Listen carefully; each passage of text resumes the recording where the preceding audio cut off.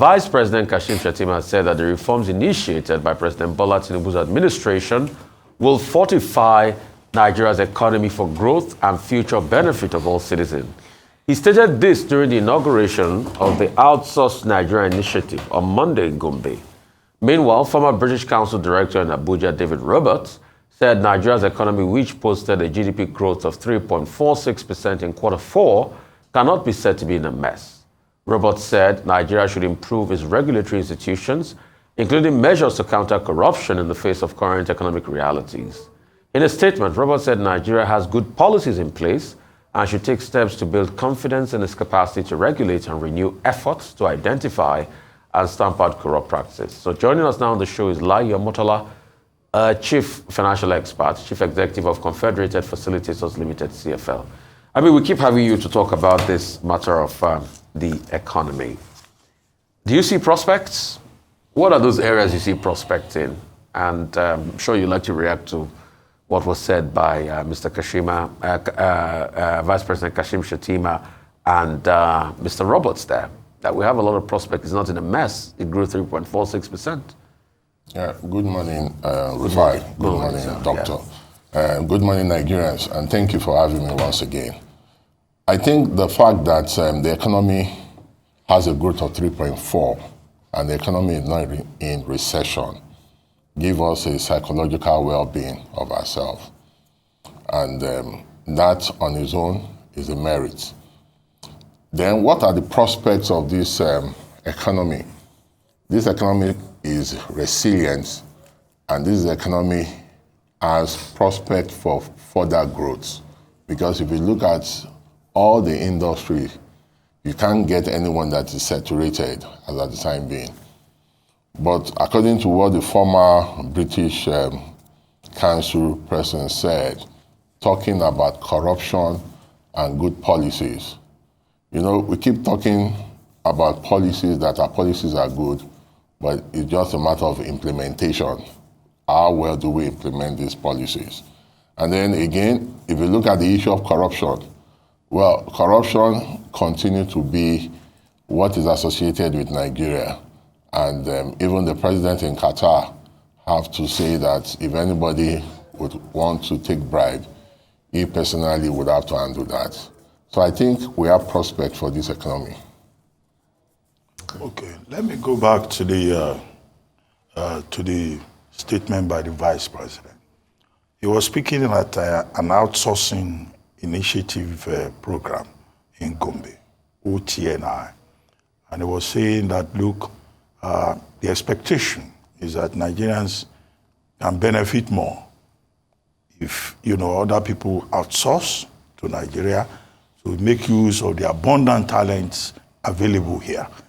Now, that's a good idea. After all, they do it in India. Some of the states in India benefit a lot from outsourcing. Somebody is responding to you on the phone. Call center. But the person responding is in India. It's not America that you are calling. Now, do we have those benefits? Because companies don't just outsource because it is convenient to do so. They do so mainly for cost reasons. And the cost of doing business in Nigeria is so high. Now, in those states in India that are benefiting, in Kerala, the skills level of the people there who relocate to India to go and live there, and their skills are outsourced, what they call offshoring also. So what do we have in Nigeria? Who will outsource to Nigeria where there is no electricity? Who will outsource when we have not dealt with the major problem of education and skills development? Well, what advantages do we have? Well, this is the question that specifically lies in the hands of the Minister for Digital Economy and Telecoms. Over the years, as a result of the advent of GSM, our skill level in terms of IT and telecoms has really increased. Then secondly, you do not need so much power in terms of power generation to do outsourcing, because the equipment you'll be dealing with are your laptop and a reliable internet connectivity. In terms of our internet penetration and internet reliability, I think we are not too far from the top 10. Now, when we begin to talk about outsourcing, even India today is having a lot of challenges when it comes to outsourcing, because the reason is we have better handle of language, English than India. We have a little bit better costing on our side. And I'll tell you what some companies are doing now.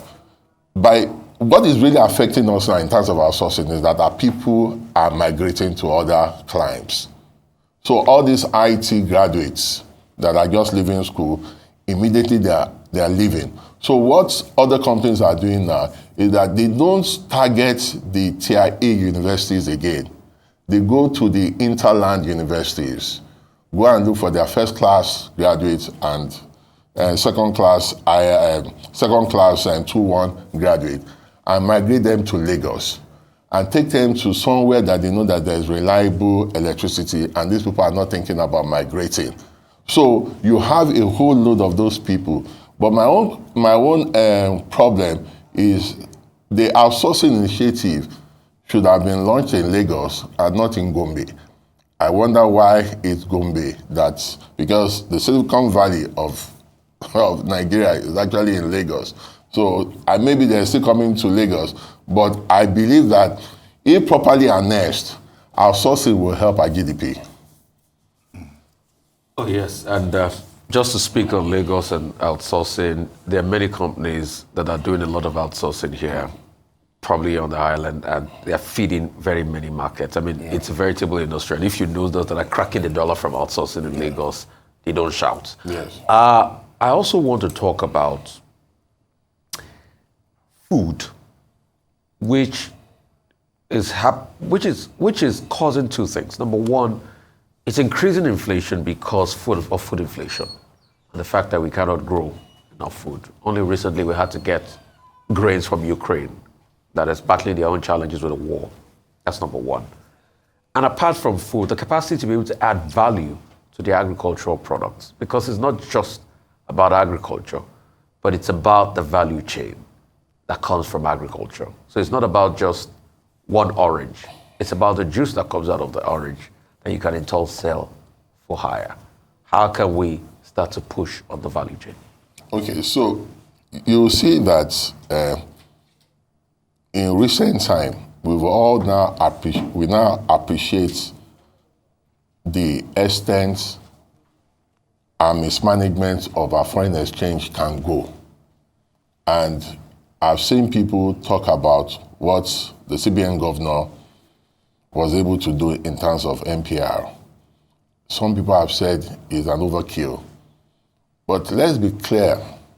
I think what the action of the CBN governor is to actually bring down the foreign exchange in spite of all other issues, believing that if we can bring down this foreign exchange, if we can deal with the issue of foreign exchange that would come down, then we can now have what is called price stability, which is the first thing the CBN governor must achieve, and they are trying to do that, and I agree with everything they've done so far. Now, that's the side of the monetary policy. The one of food that you're talking about is on the side of the physical. And I must say here that the Minister for Finance and the coordinating minister were yet to feel him in this economy. The Minister of Finance, right? Yes, the Minister of Finance. We are yet to feel him. To feel him. That means it's not working. Yeah. It's not hot. We are yet to feel him, because apart from being the Minister of Finance, he's also the coordinating minister. He's like a prime minister. So the economic philosophy of how he wants to run the economy is in his hands. Every government must be mindful of 3 P's. The first P is your politics, the second P is your policy, and the third P is the perception. I think the Tinubu administration has done well in the politics. Policy is what is giving us some kind of concern. And then when it comes to perception, I think they are doing poorly in terms of perception, because the way they think about this thing. Now, if we must solve the issue of food, it's all about growing more. It's all about, we already have the landscape, but we have identified the landscape. But who is going to execute for us to grow more? That's where the minister comes in. That's where the coordinating minister comes in. To sit down with all agencies and all ministries that are particular to this and sets a target that this is what we want to grow in the next 1 year. If we do not do that, our food narrative is not really going to change. Okay, you talked about policy. Yeah. Well, the Tinubu administration spokespersons, key players, are not likely to agree with you that they are not getting it right in terms of policy. After all, only the other day, the CBN governor was saying that, look, some of the policies that they have introduced will seem to be working. And in the Article 4 IMF report that we talked about earlier this morning, the report says, oh, there was 2.8% GDP growth in 2023. They are projecting 3.2% this year for 2024, even if 3.2%, I don't know what difference that will make, but it's 3.2%. And then, of course, they praise the monetary policy of the CBN, but you say their policies are not working. But all the policies that we have seen, removal of subsidy, harmonization of the exchange rate, import duty on customs, the import duty regime introduced by the CBN, the banning of the suspension of 4,167 BDCs, they clamp down on crypto operators and all of this. You don't see any of these policies that are good, that seem to be making a difference? Is that what you're saying? No, I never said the policies are not working. Okay. I said the policies are yet to produce the desired results, and which the president even acknowledged that our reforms can be painful in the short term, but on the long run is going to deliver on the desired results. As we look at the policy now, we are not, people are saying that they are still in pain and there's hunger in the land. And we're saying that we're going through a teething period such that within time, these policies will work. But because of what we are seeing in the recent time, people seems to look at, oh, probably there may be problem with policy. Policy is right. I've said what the CBN did. I agree with it. But what we're talking about now is the executive, the execution of this policy, the implementation of this policy. Everybody knows that if you are going to solve food crisis, the solution to it is to grow more. How do we execute growing, utilizing 1 million square meter land to build, to grow whatever we want to grow? What is the agenda for that? So the execution of that policy is what we are now in. It's not to say that the policy is not good, but how do we execute it to see the result, to the return that we actually want to see? But I challenge you, there are no policies on ground. I'll challenge you. Because all the policies you think are on ground, most of them have been reversed, most of them have not been implemented. Example, subsidy gum policy has been reversed. We are back to paying subsidies as we speak today. Number one. Secondly, the policies put in place in July as palliatives to be able to aid the economy, most of them have not been fulfilled. Example, 75 billion to be given to small-scale businesses at interest rate of 9%. Where's the money? Do you see any business that have gotten that money? Another policy that has not been acted out, that's why I say there's not even policy on ground. Another policy that has not been acted out, cultivation of 150,000 hectares of land in 36 states of the country. Where is the hectare? Where's the hectarage? What has been planted? What was planted? Where's the policy on ground? Fine. What's the policy on ground? You saw the circular recently about the CBF getting into the market. I thought they were going to say, okay, it's a floating system prior to this time. So most of the policies as we speak today has been reserved. So I put it to you, where's the policy on ground? Because you should be able to have estimated time. You said you remove subsidy. You have gone back to subsidy payment. All the things you talked about CNG buses.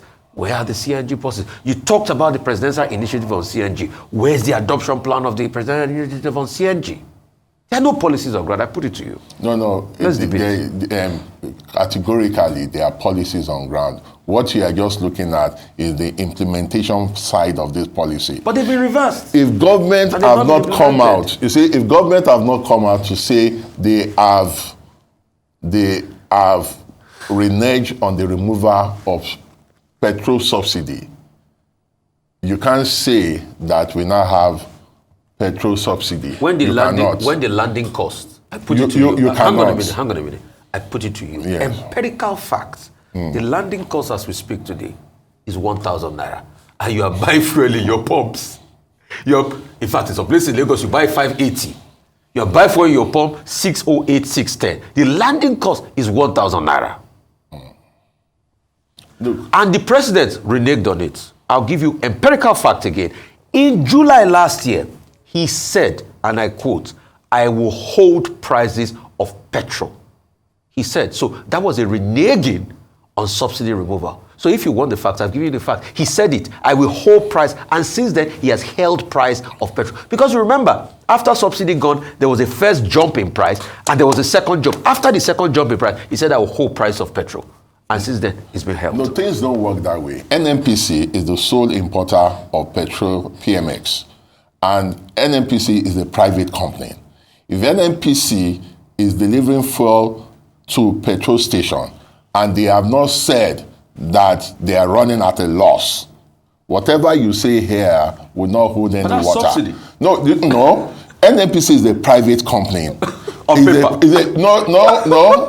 NNPC Who are the biggest shareholders? No, NNPC Who are the is biggest a private. shareholders? It remains a private. Who are the company. biggest shareholders? Can you answer me that question? It remains a private company. Who are the shareholders? Now, if they are selling to retailers at 650, and you are saying the landing cost is 1,000 naira, and then NNPC have not come out to say, look, we are running at a loss, I don't think whatever you're saying here hold any water. I'm sorry, did you see the NNPC books, all this? Have they not always constantly run at a loss? No.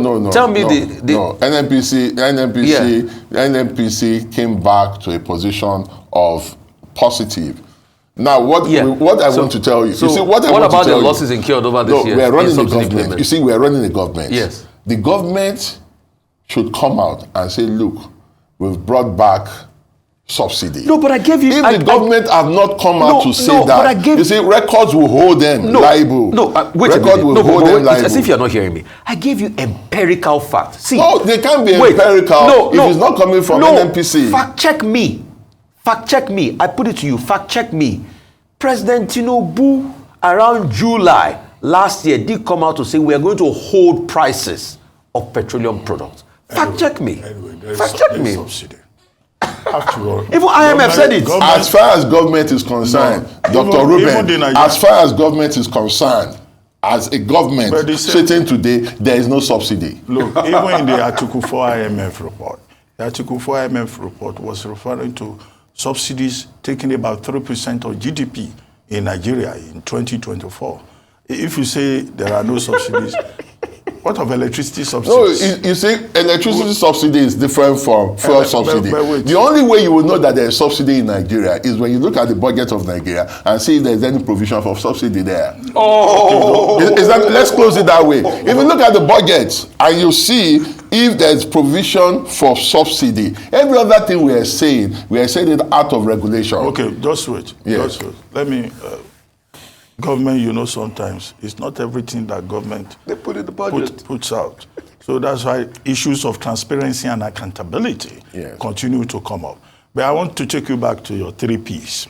Yes. The first, but again, we can only hold government responsible for whatever they say, not what they have not said. No, we can raise questions we can't about what we see. No, we cannot. What we see is an assumption because we're not there. We can only hold government responsible for whatever they say.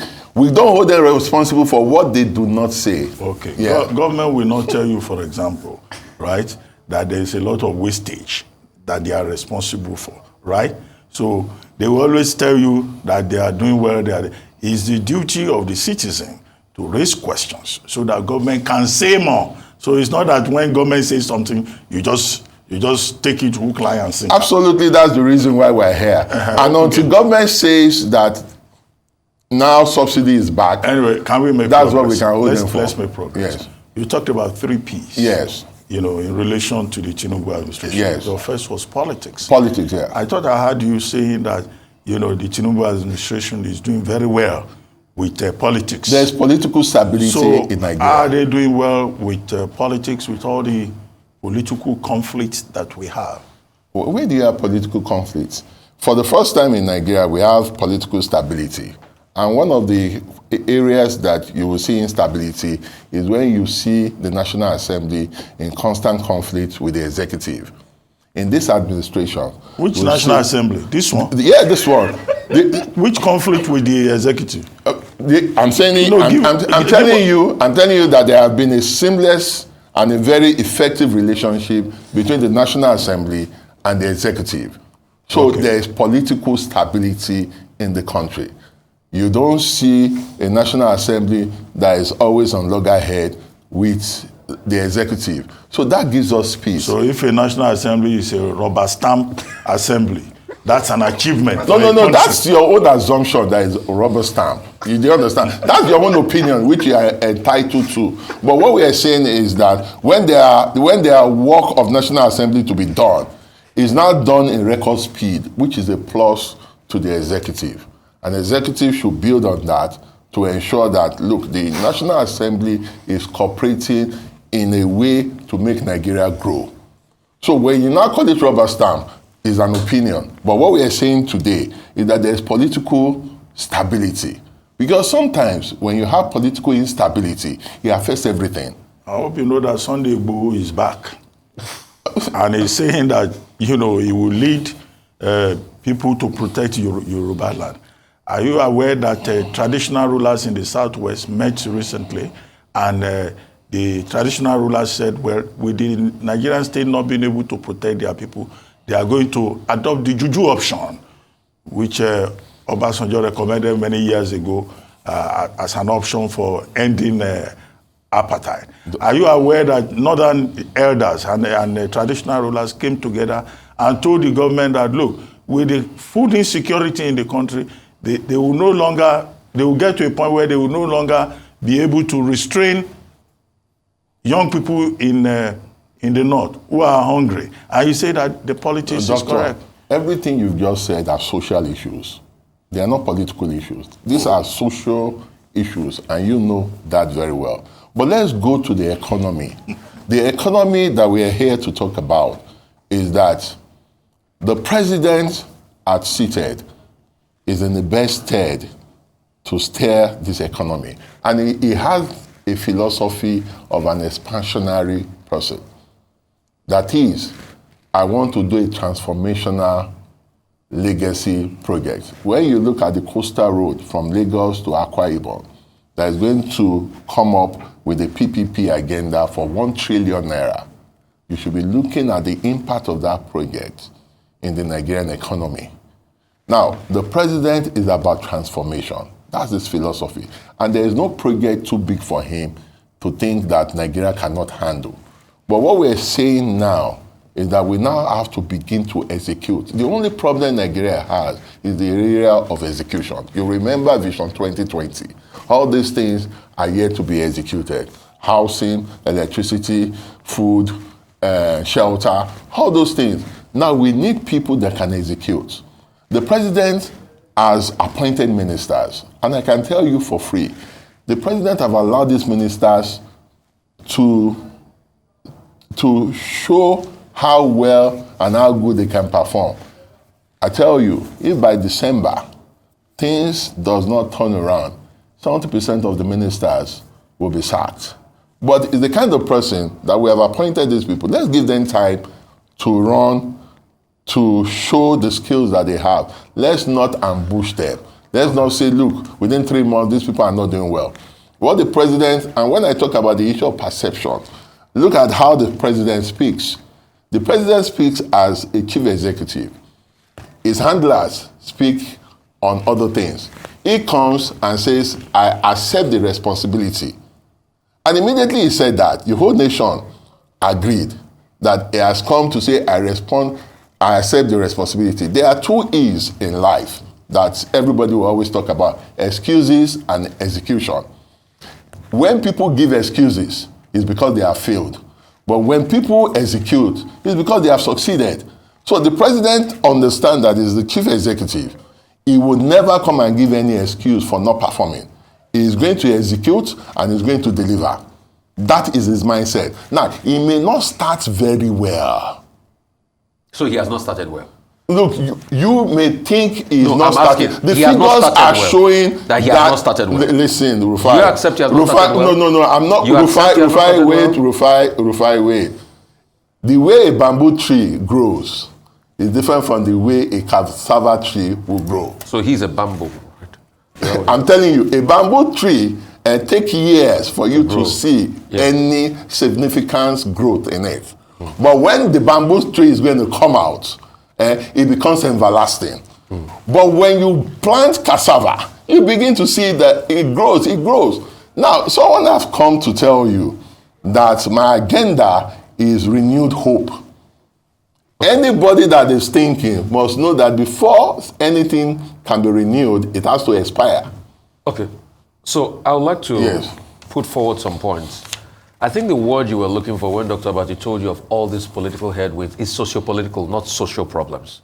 Because social problems are tied to the political.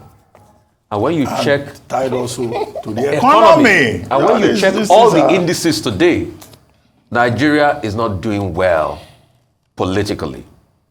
Politically? Yes. Or economically? Yeah, I don't want to amplify some nefarious drumbeats because I believe in the unity of this country and I strongly say no to any political coup. And that's why I'm not going to amplify it. But there have been drumbeats. So when you talk about the political outlook, the indices are there, it's not been stable. That's the one about one. Let's talk about perception. Perception, some people argue with you, is reality. The president recently come out to talk about Omotola report. But the president has a very big cabinet that is overbloated. And he takes his children for trips abroad. And you talk about perception? What's the perception as regards that? Refine. 1 minute you're talking Omotola. Till today, we've not heard anything as regards better. Musawa Anatu had not completed an NYC before she was made minister in this country. Nothing was done about that case. Perception? Rufai, can I just tell you something? Ahead, Rufai. And you see, when we come here as analysts, we're coming to lay perspectives to certain things.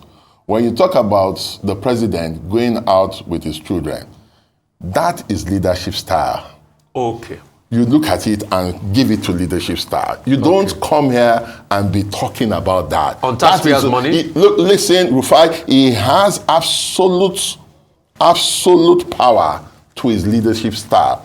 Trump had his family in his government. Okay. It's not a new thing. Trump, you know that very well. But so what position do these children hold in the government? Hold on. That is leadership style. No. So let's just leave it. That's not. Should he give them a position? We don't need to should debate the president that. Give that is inconsequential. No, it's not inconsequential. It's very inconsequential. It's not inconsequential. Should the president... should the president... Because in terms of hierarchy, if there were ministers meeting and Sheyi shook the Qatari representative before our ministers, then should he just give Sheyi a position in the government and his brother Yinka a position in the... That's because that's the expense of... You see, we're on prime time. We're on prime time. Whether Sheyi shook first or Sheyi did not shake first, it's not going to change the price of Gary in the market. So should we just give him a position so we know it's official? That is irrelevant. If the video didn't show you, you won't bring it up. If the video did not show you, you're not going to bring it up. No, We're on prime time now. We should dedicate our time more to things that are significant. No, you won't tell me what to dedicate my time more. I am asking you a question. You yes, answer. so I want to answer. You would editorialize. I don't want to run out of time Yeah. and not put my thoughts Mr. out. Motola, Because incidentally, Mr. Omotola, yes. we've actually run out of time. Yeah. But If I had stolen my time. But there are if I had stolen my time, there are takeaways. He distracted me. I don't like that. No, you made your point. The economy is very, very important and germane, and that is the reason why we're here. And I would not want to be distracted by leadership style. What we're saying is that this economy can grow. On the revenue side, we can do more in terms of what we're bringing in of 12 trillion. We can bring in 50 trillion from the revenue side. Yeah, good. There are people who say we can do that. Revenue is the problem, truly. Yeah. But Yes. there are big takeaways from your interaction with us. The 3 Ps. Yeah, the 3 Ps. The 3 Ps. And then the 2 Es. Yes. The one that I'm a little confused about is your bamboo tree theory of economic growth. Go and read about the bamboo. Because Nigerians are impatient. They want results. They want action. They want low-hanging fruits that will impact, on their circumstances and improve their lot. Yeah. So this one we are talking about, bamboo takes many years to come up. No. Doctor, Thank you, Mr. Abba. I can tell you that this time next year, we won't be saying the same thing. Okay. Thank you. Thank you very much for joining us.